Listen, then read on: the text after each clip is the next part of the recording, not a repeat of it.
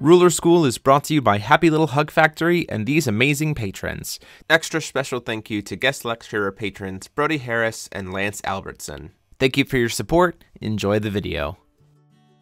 Hey there everybody, TMO73 here, welcoming you back after another long week of Force of Will to the Teacher's Lounge, the podcast as always featuring myself and Ryan Miles. Wahoo! Brandan Bremont. Hey ya. And Frank Closser. Yo! This week, nothing really major has happened in the world of Force of Will, so we got some pretty interesting topics that I think we're going to gun over to give our impressions of some things to help you guys. A topic that maybe you haven't really thought about in terms of tournament play, as well as the classic kind of wishful thinking for our fun topic later today, and talking about an interesting tournament that's coming up.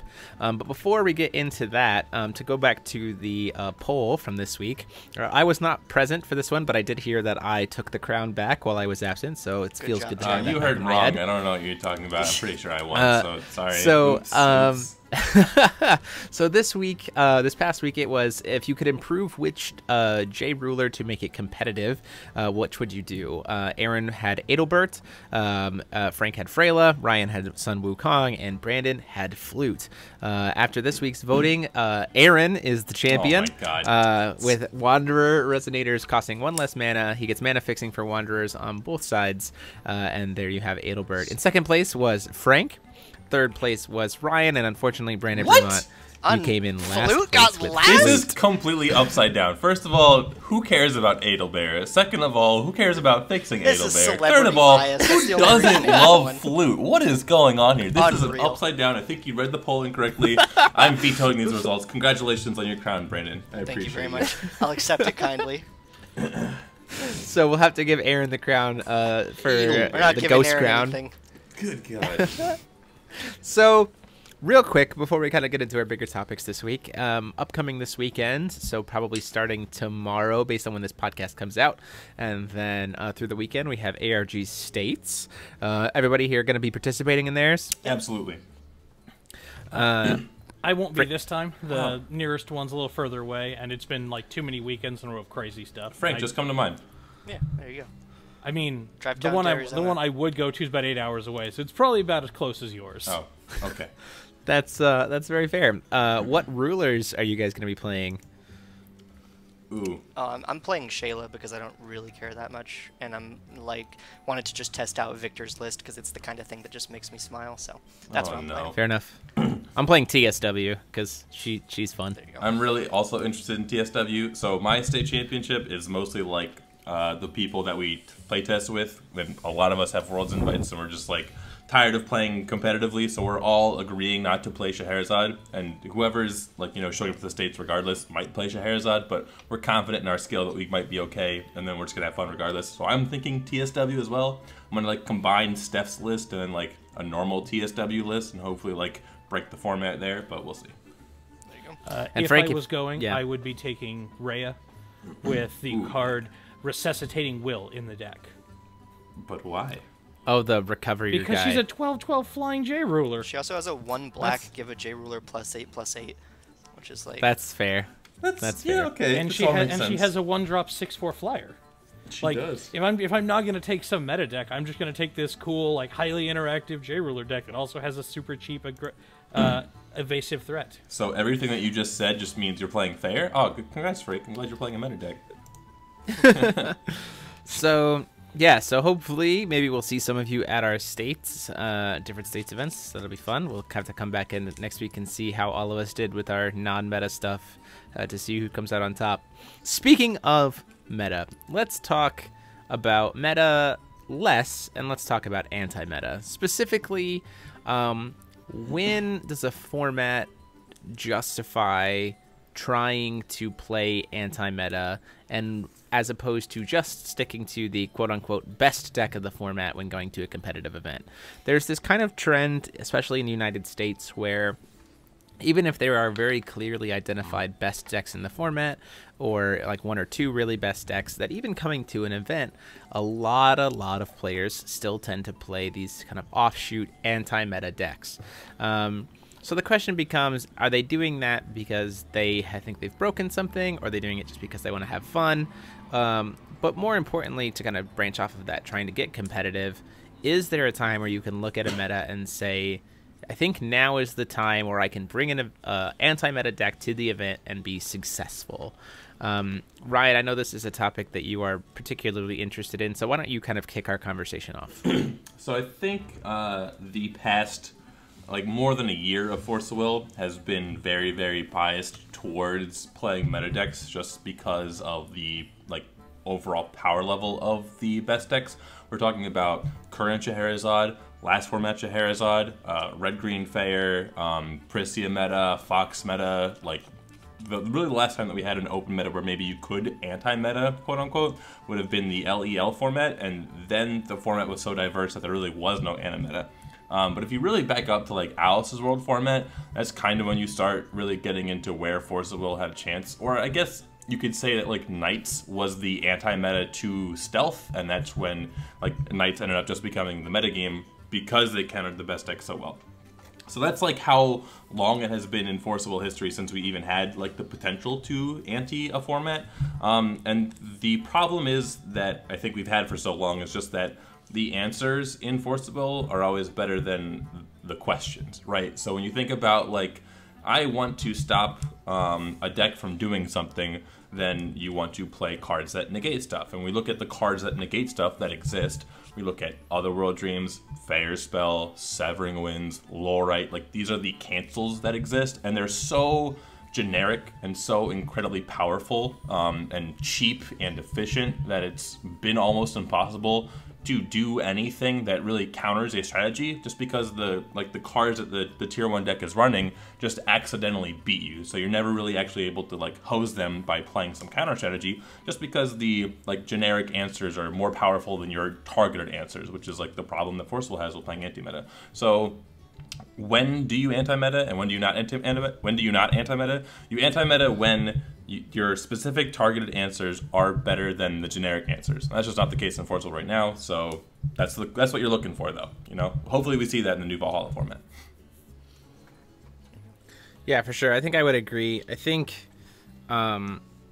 ironically enough, trying the natural kind of play style of at least US GPs, in the fact of kind of how I talked about how a lot of people like to bring a lot of stuff, also kind of serves as a hindrance to trying to play anti-meta, because the problem is that sometimes you have this deck that's really well positioned against the meta, and you think about it, but then you walk into an event and the quote-unquote known meta only takes about 30 to 40% of the entire event. So then you go, well, I hope I have to win my first couple rounds so I can make it to top tables and ride it out. Case in point, there was almost a really risky situation for Victor at the GP in Collinsville. So if you're watching that live stream, we put his Shayla combo deck, which is unequivocally anti-meta. It's just designed to go, okay, whoops, you're dead. He gets paired up on stream, and he's doing particularly well. He gets paired up on stream against a Zero deck. And we didn't know that he was playing against Zero until he sat down and did the ruler reveal, and I just went, oh, this is not good for Victor. There was I think 2 zeros in the entire event, and this is the one he gets paired up against. All his opponent has to do is flip, and the game is over. So sometimes that can just happen, and I think in the United States, weirdly enough, it kind of just serves as a hindrance to being able to run anti-meta stuff, because stuff like that can just happen, and then suddenly it's well, I hit too many rogue decks rather than seeing meta, and so I didn't get a chance. I can also speak to my own experience when I was playing on Team Ogre at Collinsville last year. We were playing Val 3 control, and I saw 2 Val 2s, which weirdly enough, game 1 was our hardest matchup, and Frank Closser was one of the 2 Val 2s and proceeded to give me the biggest beating of my life in that match. We were not expecting Val 2 to be at top tables, so we were just let's just get to top tables and then we can ride it out, and nope. And it was the same experience for a fellow team member, Dell. He hit a couple Val 2s, and it was just like, I can't believe we're seeing this in the top 10 tables. Wasn't what we were expecting. Kansas City was rolling hard on you. Yeah, for sure. So I definitely think that is something to speak to, knowing whether or not to play anti-meta is just recognizing even just the player base's play style choices when coming to a competitive event. It's definitely just not as predictable as you would kind of maybe hoped it to be, or at least that it makes it safe enough to be able to play anti-meta all the time.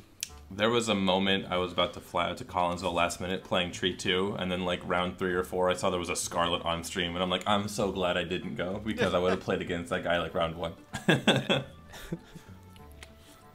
Yeah, there was one Tree 2 player at Collinsville, and he did not do very well. Brandon, what are your thoughts on the anti-meta? So I think that prefacing this whole conversation should be the observation that if you're in like 95% of the forcible player base, you really just shouldn't. I mean, especially in terms of US GPs, where kind of Jeremy alluded to this, where people don't always really play the meta deck to the amount that you should expect it to be played based on its power level. Really, we haven't had an anti-meta deck that be successful in a really long time. A lot of what Ryan said about Scheherazade just not really having a good anti-meta in the format previous to that with Fox and Prisia. Anything that was out to get Fox just lost to Prisia, and that's so often the case that anti-meta decks just don't often work. But if you are going to anti-meta, the very, very narrow band that you need to occupy is you need to beat the #1 deck with a very high amount of consistency, and you have to have at least a decent matchup against what everyone else believes the anti-meta deck is, because that is going to be a majority of what you see at the GP. So like, if we look back here at the Collinsville GP, we saw that Scheherazade occupied, I mean, less than 33% of the meta. 22.5. There you go. Sorry, I didn't have the number offhand. Thank you, Jeremy. But then what percentage of the rest of that 88 was decks that were also out to beat Scheherazade, thinking that they could, but really couldn't? I mean, Keurig took about, I think, 18 to 20%, and then everything else was like anti-meta. Right. So then from there, what you need to determine is, does my deck beat Scheherazade? Does my deck beat Keurig? Does my deck beat Time Spinning Witch? But here's the secret: if your deck beats all of those things, that's just the meta deck. That's not an anti-meta deck anymore. You just have the best deck in format, and that's fine. But it's not really the spirit of what we're talking about. Beyond that, the only other problem with this is identifying is people over-identifying when their deck beats the meta deck and believing it's anti-meta. So like, if you have a deck that in your own testing beats Scheherazade, 10-0, you want to step back and question, why is it that only I found this and it doesn't seem like everyone else is? Am I playing against a good Scheherazade player? What is going on that is causing these events to happen? Because I see a lot of people show up with decks that they claim, did amazing against Scheherazade in testing, and then when they sit down against Scheherazade at the GP, they just get smashed back and forth, and then they don't really understand what happened. So be very careful for that too. So I have a counter argument to this, right? So you're saying that the casual player shouldn't play Scheherazade, or shouldn't play the anti-meta, right? But like, how often does the 95, like the bottom 95th percentile forcible player, how often do they succeed and actually make it into the top 8 with the best deck, right? Because this is the space that you often see occupied by the consistently topping players playing the best deck. So when you're like not at that level, or you just don't play as much of these players, or you're just not as like going to GPs as consistently, and these players test all the time, like, when you're trying to spike a tournament from a relatively unknown position, 9 times out of 10 we're seeing it from players who are playing the off-meta deck. So, like, are they supposed to play the best deck and then just lose the mirror to the best players? Or are they supposed to try to find the anti-meta, or just even off-meta, if you want to call it that, so that they do have a chance of just, like, having a rogue, like, unknowable matchup and then that X-Factor get them to the top? Like, it seems like a lose-lose, but the history says it's better to play off-meta. So I think that my response to that would be, we as a podcast should always encourage the highest win percentage play. And yes, if you're going into it thinking that the only way that you can top is by just rolling high, getting that Yahtzee with your random deck and hitting your best matchup over and over, well, I think that you have the same chance of bringing Scheherazade and playing against a bad deck that Scheherazade beats over and over, and then randomly high-rolling mirrors. I think those are vaguely the same percentage. We do see random Scheherazades in top 8 sometimes. Like, it's not unheard of, or not unheard of that the meta deck gets a few random spots. And I think that is actually a bit more likely than the random rogue off deck.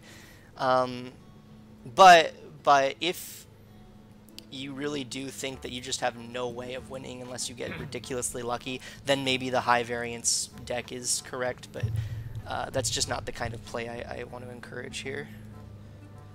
Yeah, Frank, you have any thoughts? I do think your confidence in the mirror is important, and like that sort of depends on what the best deck is, because there are certain types of mirrors that some people just either, and this is not saying like long term you should do this over and over, but it's saying like if like short term you like, oh, an event's coming pretty quickly and you need to pick a deck, and it's like, you know, say it's like the current meta where it's a bunch of grindy mid-range mirrors, and there's some people who just have not practiced those, getting to the managers, like lost the entire match. Like in the short term, I can understand the decision that you might have a better like top percentage with something that's a step down, but you have more confident in your ability to pilot.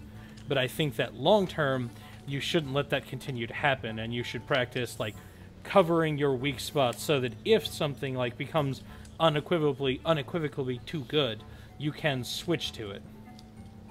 Fair. So this is kind of a matchup, I guess a parallel topic, which is this concept of building a deck for top 8.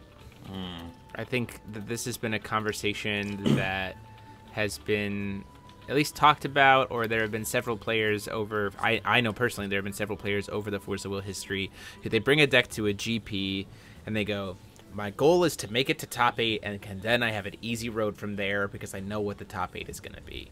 And they come in with these like really unusual brews. Sometimes I think that's paid off, as we saw with JPK at Collinsville. Now, granted, he built a mirror breaker Sherry for what was typical, Sherry. So, like, in that position, it's like he kind of was building for top 8, but at the same time, he really wasn't because he was just playing Sherry. But I think that there have been other times in the past where we have seen someone walk in with the mindset of, I just need to make it to top 8, and then I should have an easy streak from there. What do you guys think about that mentality of like trying to, in terms of deciding what deck or whether to play meta or off meta? This has had mixed success for me in the past. This was like the first time this started being a conversation was when I was on Team Outer World, worst team I was ever on, by the way, and we were trying to like we were starting to get a lot of tops under our belts. Some like Wall of Wind came out, and we're like, we don't really want to main deck Wall of Wind. But if we top 8, people are going to see our deck lists, and then they're going to know we're not playing Wall of Wind, so we have to main deck Wall of Wind. And that was kind of like just this funny interaction where in America, like, people get to see your deck lists, and if they know Game 1 they don't have to play around Wall of Wind, it completely changes how, like, some matchups are played. But in, like, later iterations, like, my most recent experience was, I think, at Worlds, where I thought if I made it to top 8, I would only have to play against Fox because Prisia was garbage.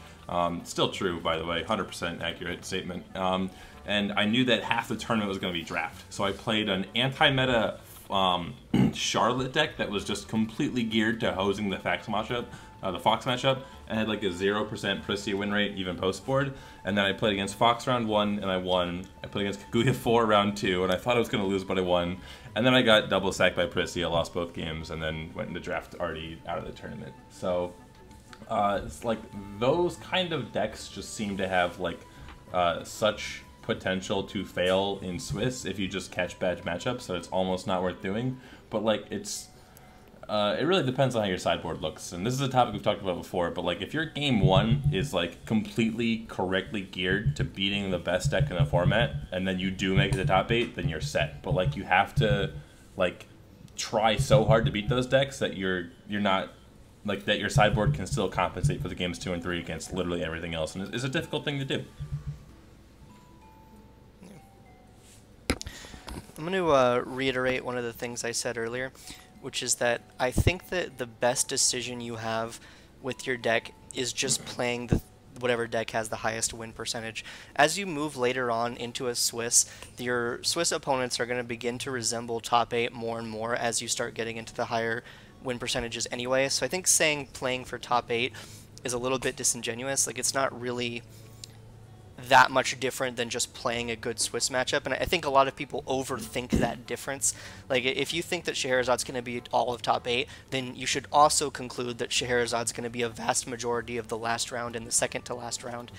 And we have to get there first, right? If you just lose round 1 and round 2 to Keurig, then what do? Right, and so that's part of the win percentage that I'm talking about, and this all goes back to what we were saying earlier, where a vast majority of the time you should just be playing the meta deck, and then you get there, and then you are just on equal grounds with everyone else, or really doing what JPK did, where you're slightly favored in the mirror, but you're also playing the deck that is just so good that nothing really is beating it consistently anyway. And I think that's the fine. Mirror breaker. Right, and I think that's the kind of like dipping your toe in this water of what we're talking about is just like a mirror breaker version of the best deck. But I think that what you're talking about like a deck that's just gonna get dumpstered by Keurig or get dumpstered by Fair or random bad decks, but then sometimes beats Scheherazade is just not the way to go. For sure. I think that it can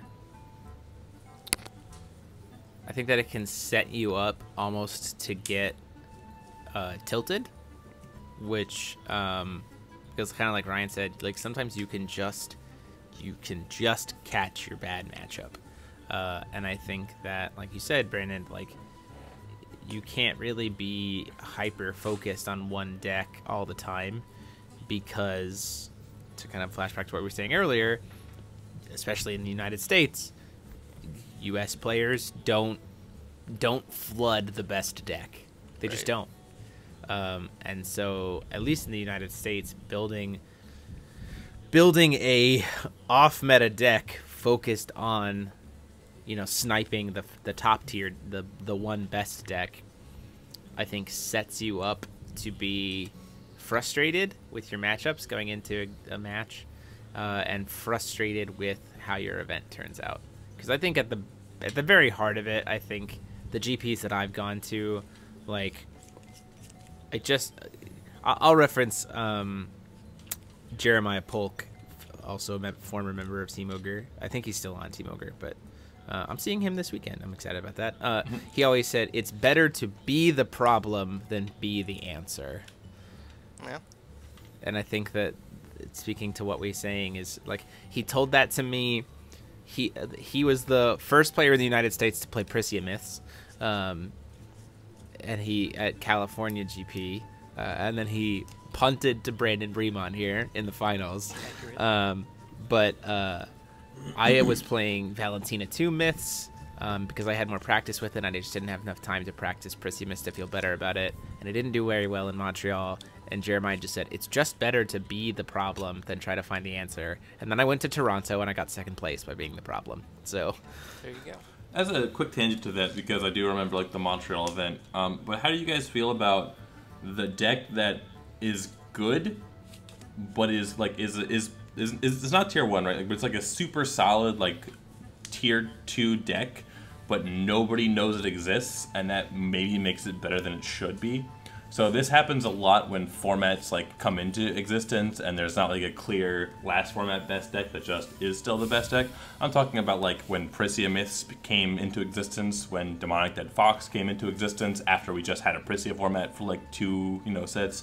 I'm talking about Tree 2 sweeping GP New Jersey, like that kind of stuff. Like how to, like, if you like just randomly find an interaction that you think is super powerful, like, does that warrant playing over just what everyone accepts as the best, just because of not only the fact that it is inherently powerful, but also just the fact that people aren't expecting that particular strategy? Like, how does that factor into your...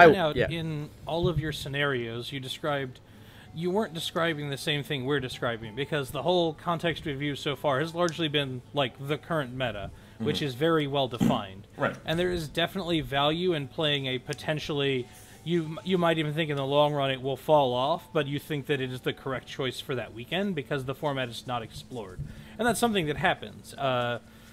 Like it sometimes, and like there are a lot of times where it can be relatively easy to find one of those because it could just be like a deck from say 6 months back that was particularly good, got a little bit of help but hasn't lost anything.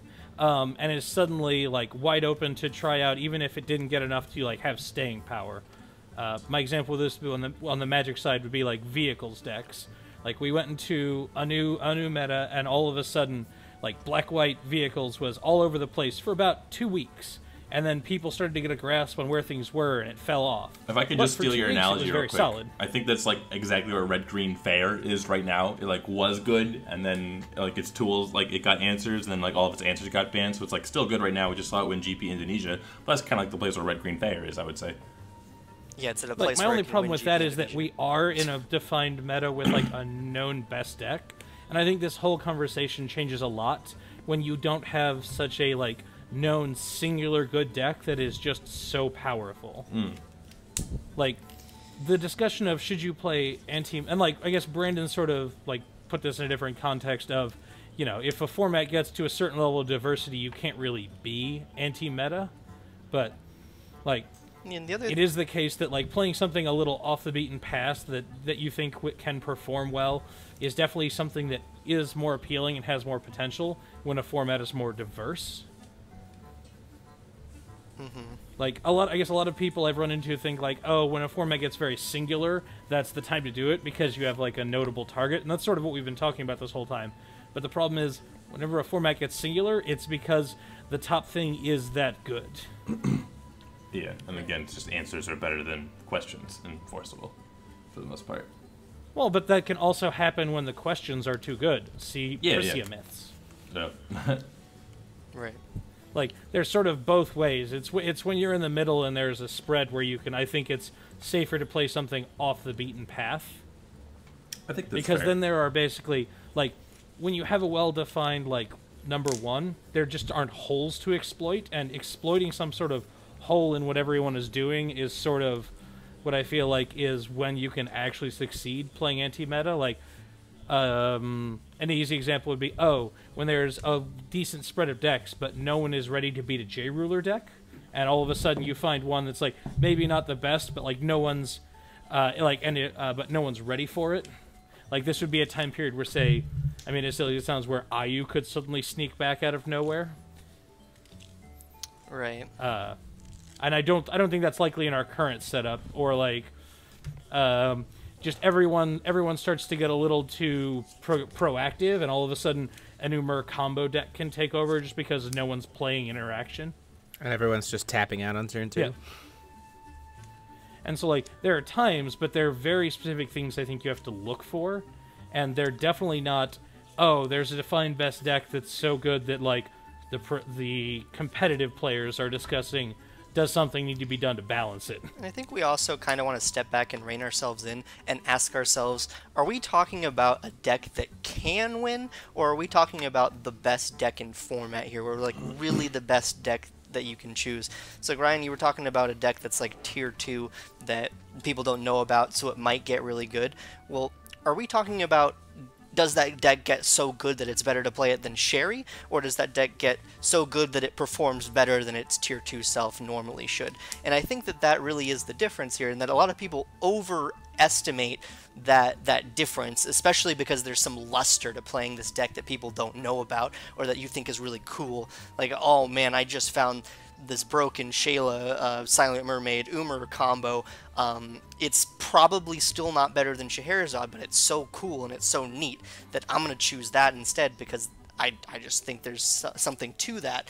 And I think that a lot of people over-diagnose that, and I think that we should be wary to warn against that, and also note that so rarely is it the case that it actually becomes better. And in your examples, Ryan, you were talking about Priscia Myths sneaking up on the format and Tree 2 sneaking up on the format.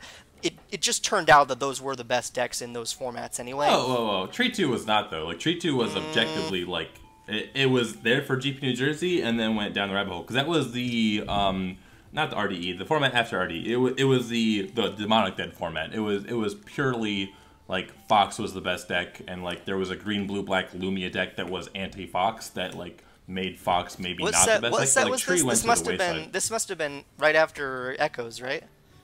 Echoes, yeah, that was the set. Yeah, It yeah. was- So it was the Gil Echoes Helmet New World combo set. was the best So, deck in format. My bad. What was the best deck? Gil Helmet combo. Oh, a Helmet Cheshire, combo. Cheshire okay. combo. No. Glass cannon. No. That was the best deck, not close. But yeah, that's another example, right? Because like decks like Tree 2, decks like Umar Shayla combo, decks like All Hamat combo, they are capable of stealing entire tournaments because A, people aren't prepared for them in their deck building, and B, people don't even know how to play against them. So like the Umar Shayla deck, like there are like very defined win conditions that you can use if you know how to Lorite properly, if you know how to Final Battle properly, if you know how to use Last Days of the Palace Dragonoid properly. I think like I'm these having kind a of things. But, like, realization here, and that is that these decks could exist before they printed a ruler that has 5 sideboard cards in the main board and like happens to Exactly. anti-meadow every. So this is actually okay. It's been so long, right? This is going into another conversation entirely, so I apologize for the rabbit hole here. But I'm going to rag on how much I hate Scheherazad's design one more time. Because Scheherazade has so many tools to beat everything that's cool or clever. Like, rogue decks just never seem to beat Scheherazade because one of her stories always seems to cancel them. Like, you can't do any kind of graveyard reanimation. If it relies on a red spell, it doesn't work. If your ruler has counters, it doesn't work. I mean, like, I think that maybe The best thing you got is Scarlet being able to burn stuff for 7, but then you have to play dinosaurs. No, but if you're relying on one attacker, then you get Scarlets to bunch. Yep. Right, and then if you're relying on mid-range creatures, then she's got these huge flash things. If you're a control deck, she just has 10 cards in her opening hand and Dollmaker. Like, Scheherazade has the tools to beat just like every deck, and maybe our eyes have been fogged over by playing with Scheherazade for so long, and now it just seems like rogue 3 decks aren't months. possible.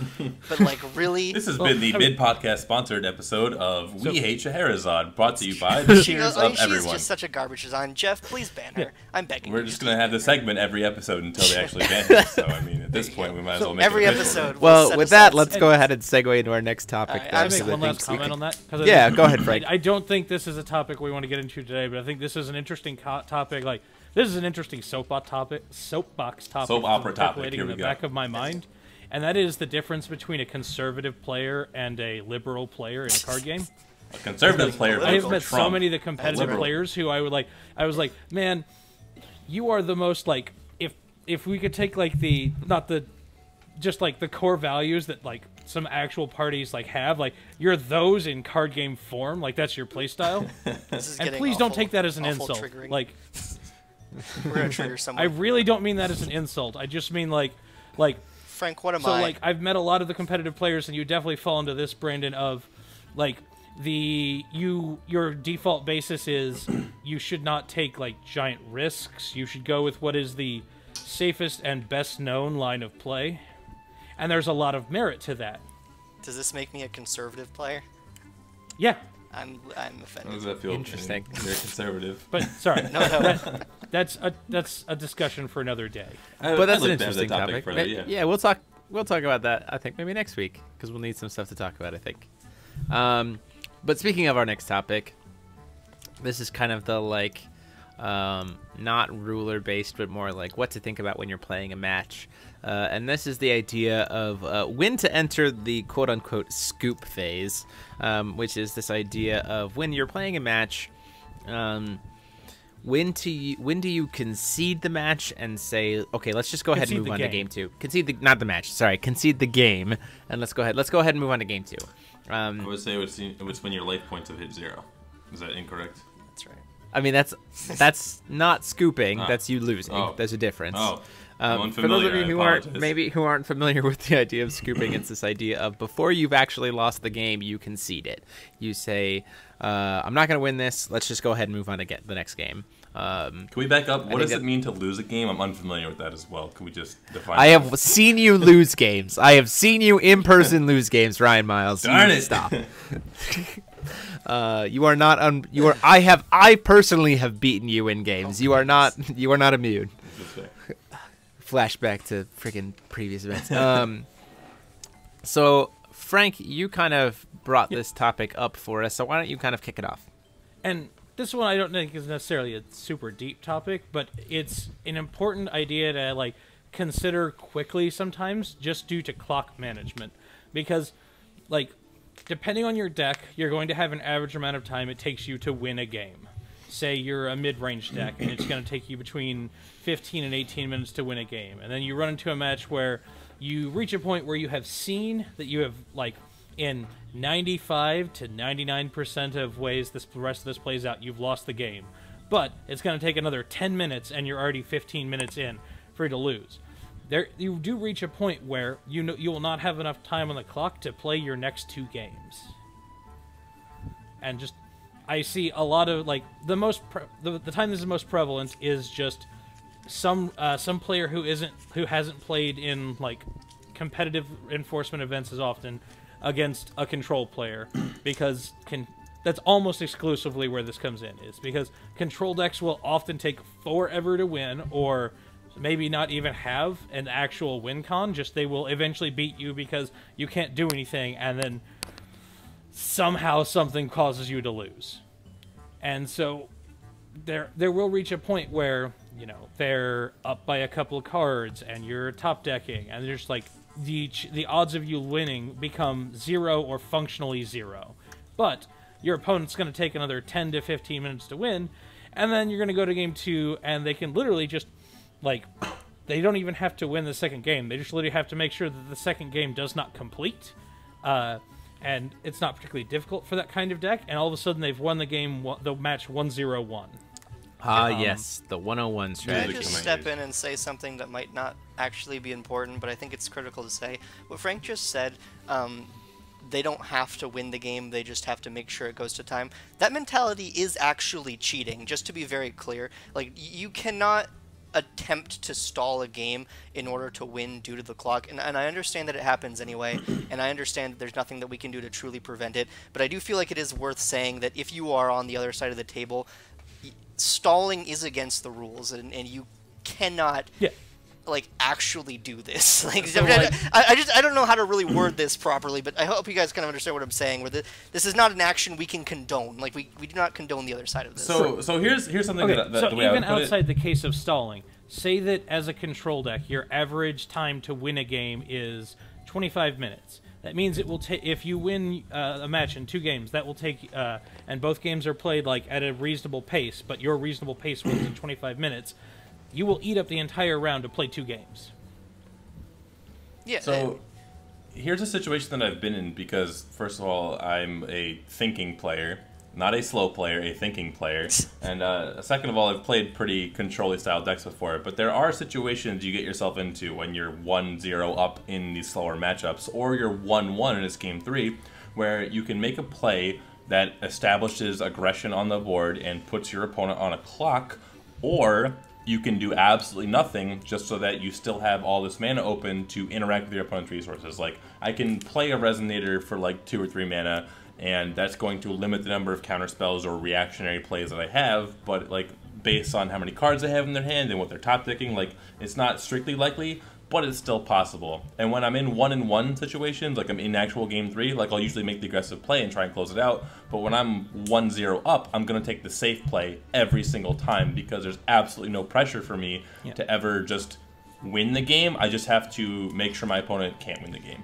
I know this is something that a lot of people aren't going to understand, because this is just something that judges will never be able to prove, but the bottom line of what I'm saying is making decisions based on the fact that you are going to win due to time is against the rules. And I know that doesn't, there's just not even that much value in saying it, because no one's ever going to prove it, and I mean, at some level, you're probably going to do it anyway, but I just feel like, for the sake of cleansing my soul, so that we don't sound like we're encouraging this kind of behavior, it should be duly noted that this is that attitude is cheating. Like, I'm just saying, just throwing that out there. I agree.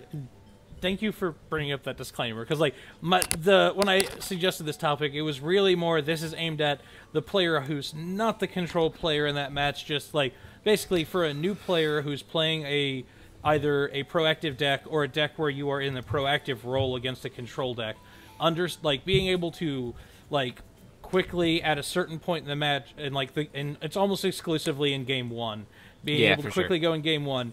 Have we reached the point where if I continue on, I'm likely to not have enough time to win the match? So my typical process in terms of when to enter, and this comes with me being kind of any deck, whether I'm a more aggressive or a control, is if I feel one of the things that I think, I mean, obviously it's not necessarily something that I can like, here's definitive evidence, right?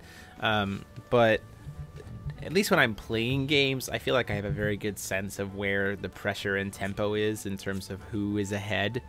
And so usually for me, the mindset becomes if my opponent is decently ahead of me in terms of tempo, and I go, okay, so I'm not entirely sure how I'm going to be able to come back from this, but I also don't want to quit just yet because there's might be, just yet.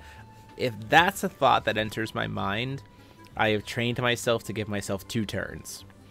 So I'll go, if that's the thought where I'm at, where I'm like, maybe I could get this, but it doesn't feel good, I'll take 2 more turns, and then if it doesn't go, if I don't feel the tempo swinging back towards me in those 2 turns, then I scoop it up.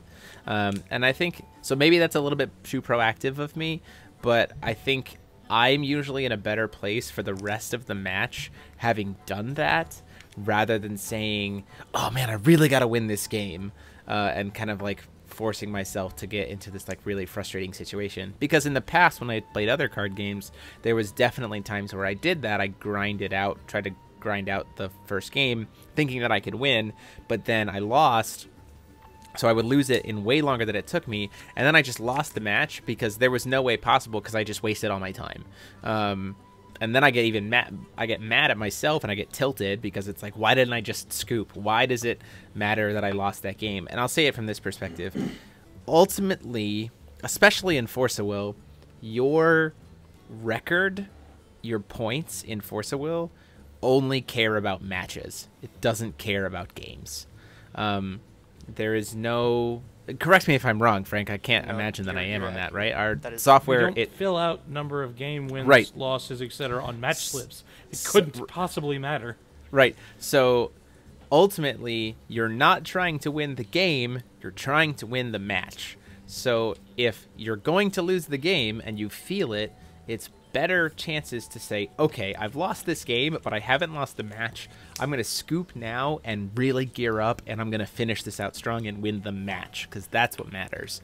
And I think that mentality, can help players adjust well, and I think helps players be able to stay more in control of their thoughts and more in control of...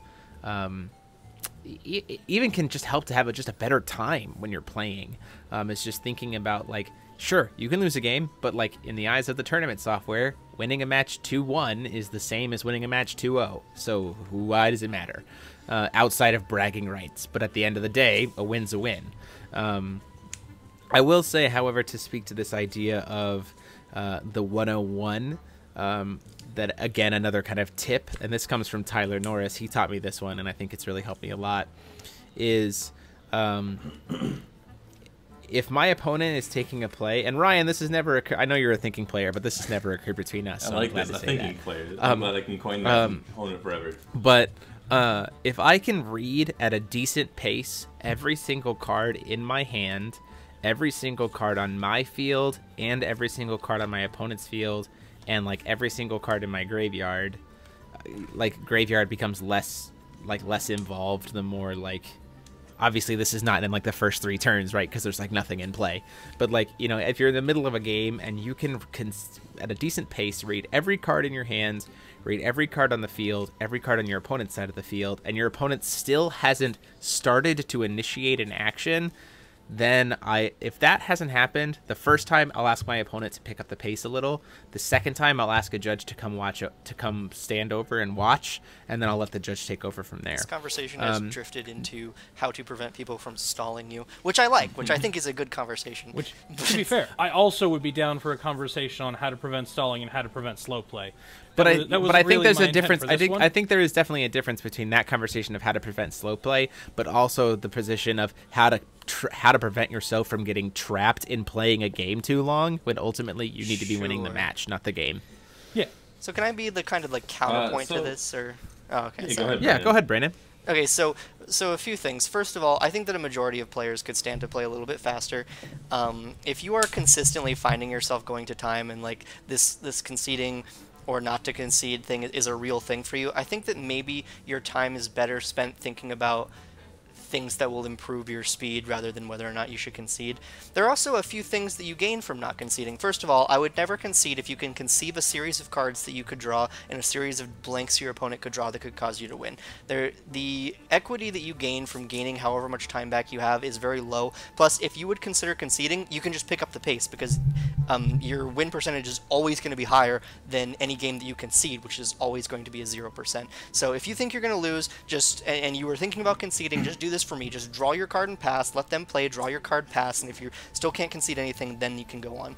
The other thing is that you get to see more of your opponent's deck. This matters a lot more in the Swiss, obviously, when you haven't seen their deck in top 8, but if you're in game 1, it behooves you to see as many cards in their deck as possible. See any kind of tricks that they have, see what they're going to draw, see what they're going to play.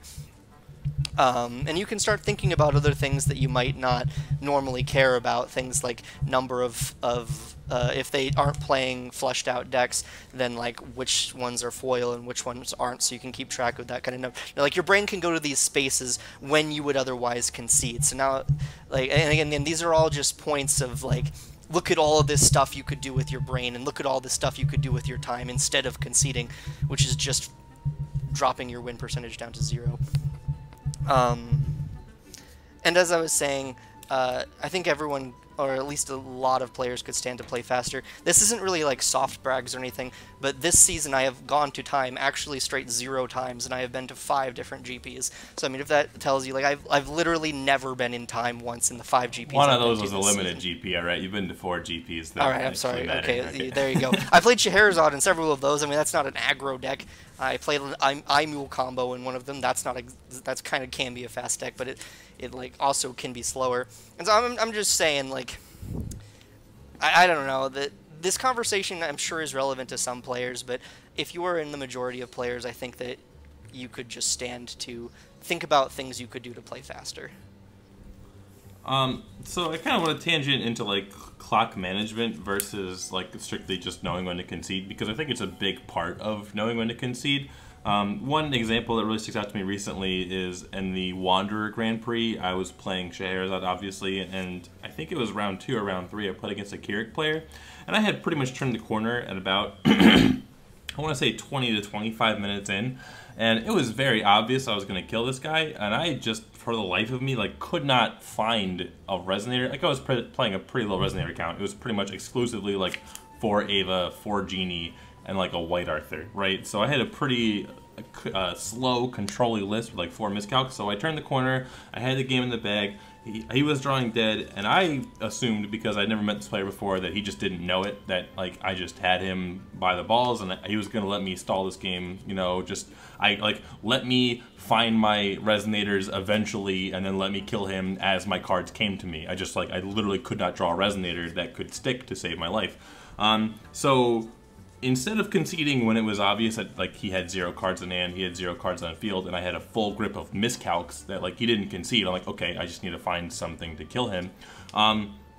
He actually like almost started to claw back, and then when I finally stuck a single like resonator, that was when he conceded. And I realized that he could have conceded when there was like 30 minutes left in the round, but instead he conceded when there was 15 minutes left in the round. And as the Keurig aggro deck in Wanderer, 15 minutes was enough for him to win a game 2 and then there not be a game 3, versus where in 30 minutes he could win a game 2 and then like game 3 could go into like game 3 would be something that I could feasibly win because of how fast like game 2 had the potential to be. So he kind of, I think, actually, when I thought I was getting the advantage by making this game go longer and just not letting him play game 2 at all, he was really like waiting for the opportune time to concede game 1 until there would only be a game 2, he could force the draw, and I would never have a chance to win in a game 3, essentially.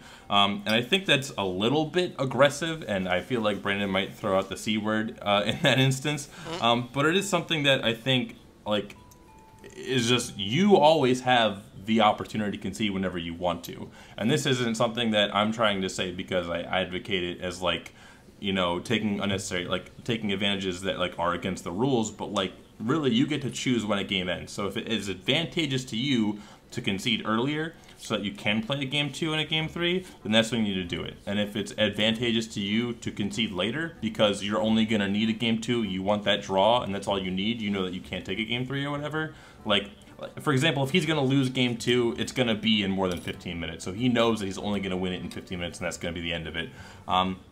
So, like, that's just something you think about, is how long it takes your deck to win, how long it takes your opponent's deck to win. And that's, like, super edgy, like, fringe stuff, and I'm not really comfortable talking about it because it really does delve into, like, the ethics of being a competitive player. And again, it's something that happened to me, not something that I've done, but, like, it was his best play at the time, and that's what it sometimes takes to top Grand Prix. But I do have one more thing to go on to what we were talking about earlier, Brandon, and that's just, like, when it comes down to, like, literal end-of-game turns, right? So it's, like, going into end-of-time procedure. Like, I'm turn 0, and I know I have exactly two turns to win the game, and I physically know that my deck does not have swiftness creatures, my opponent has too much of a life total, I cannot play enough damage to win the game. At that point, is it still technically illegal to just not win the game and instead play to not lose? Because that is a situation I find myself in often, whereas like a situation where I'm like, okay, I don't need to make an aggressive play is something I find myself in maybe 1 in 20 times. But like when it comes into the final turns, that's where you go into don't lose the game mode. Is that still technically illegal by forcible rules? Because that's something I didn't even know. So you are in a room with 3 other judges. I am. Me, Frank, and Jeremy are all. Hello. Well, actually, are we? Actually, I shouldn't even quite say that yet because I'm a little bit unclear about the status of the U.S. judges. But as far as I'm aware, the 3 of us are judges right now, and Correct. so I have Correct. to respond to that sort of as a judge. And the answer to that question is going to be broadly playing the game in such a way that you are taking advantage of the fact that the game has a clock is cheating. That is the bottom line. There's no more delineation. That is than crazy to me. That is such an interesting discussion point. Right, so it's crazy in the sense that it's impossible to enforce.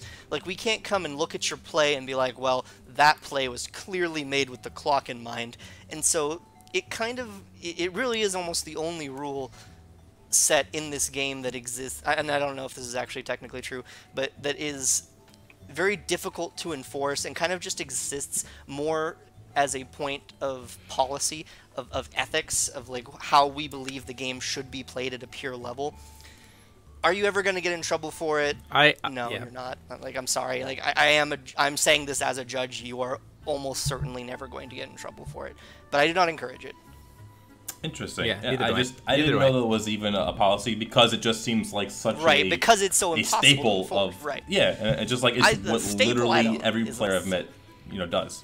Like when you don't have lethal, you don't attack with your resonators to push in more damage so your opponent can kill you on the crackback. You just don't attack because you don't want to die, and then you can like have the draw happen. You know what I mean? Yeah. No, I understand what you're saying. If you told me that you have done that before, I wouldn't think you were a bad person. I've never done it. I'm a pure person. Okay. I'm a top player. What can I say? Pure heart. That is So- the game we play. So, yeah, this has been some really delving into the ethics. We can that talk maybe about be a whole force of will conversation ethics just by itself. forever. We should just have untimed rounds all the time, and this wouldn't be an issue. Yeah, let's not do that. Sensible. That's only happened once, and I can kind of, as much as it's unprovable, right? That is like the one time that's happened in Forcible history was the one time that I was clearly looking at a table going, yeah, someone's making decisions based on the fact that this match is completely untimed to try to make their top 8 more advantageous. To be fair, I won't say anything. How more do about you- that situation. How does one take advantage of the fact that there is no clock? By trying to play in such a way that your other people in top 8 have to leave and concede because they have planes Have to to catch. leave to make Oh, airplanes. jeez. Okay. That's Yeah. just... But we're not going to talk about it. Anyway, let's move on to our this is the fun spiciest topic. episode we've done so Yeah. far. We're gonna get so A lot of many hot views. We takes have here. all the gossip stuff. Oh boy. Let's talk And we about even specifically our fun said not topic for mentioning today. Steph. If this is going to be such a hot take episode, we might as well just... Brandon Bremont called Brand- fellow teammate Ryan Miles a cheater on Force of Will Ruler School. So, fun topic for tonight to get off of the drama. what card from another card game do you wish we had in Force of Will? And kind of you'd have to kind of tweak it, I guess, to make it Force of Will playable. My answer is the card that I would want is already existing in Force of Will, and it's called The Last Audience because it was Sumo, Artichoke, and Kaijudo, and so my conversation is done. So I will talk to you, the rest of you guys. What card would you want from another card game that you wish we had in Force of Will? My dream already came true. I'm so happy that card ended up being super good, and I was completely wrong because I felt like I kind of like shit on you a little bit when you talked about that card. Like, I don't like this card's definitely gonna like see some play, but like, oh man, that you card went on is like amazing. a 15-minute spiel here. It should have been a 10-minute spiel. No, you can talk for 20 minutes. Okay, this card is apparently fucking broken. I was wrong. You got me, Jeremy. There you go. I gotcha. Told you, man. I am actively seeking. So if you want to send it in, just let me know. Send me a PM. I'll give you my address for PO box. You can send me every copy of The Last Audience you own. I am actively seeking every copy of that card ever printed. Anywho, so that's my card because it was Sumo Artichoke from Kaijudo, and so it actually became real in this game, and I'm very happy about it. But let's go to Frank. Okay, so mine is slightly contextual because they've spoiled for us the factions for the next set, and they've told us that small, very cheap, white aggressive is a strategy. So I want to bring back one of my favorite Magic cards, Hero of Bladehold. Oh, wow. Which is nice. So for those who are not familiar, this is it's a 4-drop human knight. It's a 3/4, which I'll remake this for Force of Will in a second. But it has 2 effects. Whenever it attacks, put 2 1/1 white soldier creature tokens onto the battlefield, tapped and attacking, and Battle Cry, which is whenever it attacks, each other attacking creature gets +1/+0 till the end of turn. So in Force of Will, 4-drops are just kind of too expensive, and also we kind of don't treat 4-drops like in Magic, like in Standard. 4-drops are kind of usually where a lot of decks like top out, and in Force of Will, that's kind of 3-drops. There are plenty of like even aggressive decks that'll top out in like a play set of a single 3-drop or 3 of a single 3-drop. So I would make this white, and 1.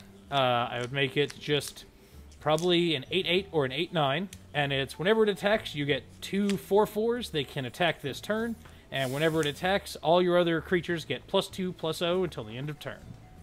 Nice. Nice. All right. Brandon? All right, so I'm going to pick a Hearthstone card, actually, that I am just absolutely enamored with. Hold on. Right. I have a history, a legacy of trying to guess Brandon's card. Trying to think of cards. Is it an arena card or a standard card? That's like it is more a standard card than an arena card, but it is not. Okay. It is seeing play right now in Hearthstone, but in Hearthstone's, it's a base set card that in Hearthstone's history does not usually see much play. Oh my goodness, I have not been paying enough attention to the Hearthstone metagame. It is a Druid base set card. Druid base set? Oh, Moonfire? No. That doesn't make sense. Okay. I don't know. So Go for it. your guess. Okay, so Hearthstone players might be like, what? But I am absolutely enamored by the card Naturalize. So Naturalize is 1 mana for destroy target creature. Your opponent draws 2 cards. So it's extremely cheap removal at the extreme cost of your opponent draws 2 cards. So it's kind of like a 1-for-2 for your opponent. This card is traditionally very bad because Hearthstone's a very tempo-based game, and card advantage is extremely important in Hearthstone. But this card is so fascinating to me because you get such a burst of short-term advantage, and so if you get to like win the game with that, or if you're taking out a Resonator that's critical to your opponent's deck, or if there's a ton of different little tiny meta decisions that could make the card very good. In Hearthstone right now, it's being used to destroy Hadronox, which is a 9-mana card, and you don't want it to get polymorphed or anything, and it's got a really powerful death effect. So like you're playing on turn 10 your 9-mana card and 1 mana to destroy your own thing and giving them 3 cards. So it's like 1-for-3ing your opponent, but her death rattle is so good that you just do it anyway. And that I just find so fascinating. And I would love to have this effect in this game as like a 1 darkness destroy target Resonator. That Resonator's your opponent. It had to be your opponent draws 2 cards, otherwise you just destroy your own Resonator. But so, question. Right. Like, with that level of drawback, I almost feel like you could get away with that being a 0-drop. Like, for don't real, print 0-drop that cards. drawback is severe enough for Force of Will that I would almost think 0 mana, destroy target Resonator. I think what's funny is I actually think that drawback is like cards. less bad in Force of Will than it is in Hearthstone. and also maybe that's not true. I don't know. It's hard There's to say. there's I don't card think that's burning true. in Hearthstone where like if you have more than 10 cards, like you just don't get to draw Right, those right. cards; they just die. So Right, it is of course. definitely a bit more of a drawback.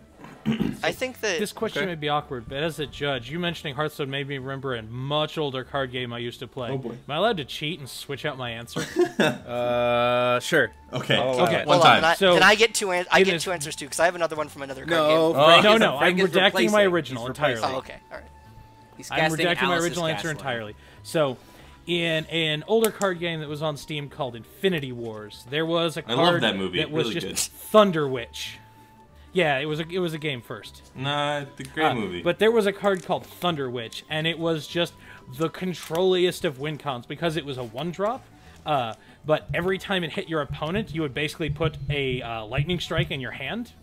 And because that game was a Steam card game, it would just let you put like real cards in your hand. But in Force Will terms, it would just be like a 1-drop 3/3 or a 1-drop 3/2, and every time it connects with your opponent, you get an addition token that says banish it, deal 400 damage to something.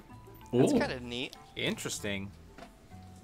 And so it was one of my favorite cards because it was this source of card advantage and control engine, but it required your control deck to just a little bit play like an aggressive deck. And so it created these very interesting breeds of control decks that I absolutely loved. Nice. And then Ryan?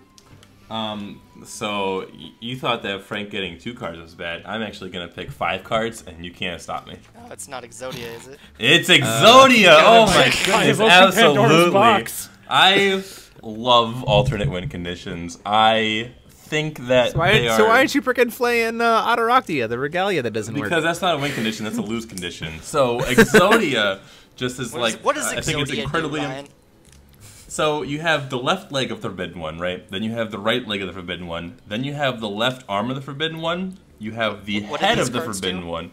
And then, if the Exodia. Oh, they're garbage So on their basically, 4 of these cards They're are vanillas. completely useless, and the 5th card is also completely useless, except for the fact that it says, if you have the other 4 cards in your hand along with this card, you win the game.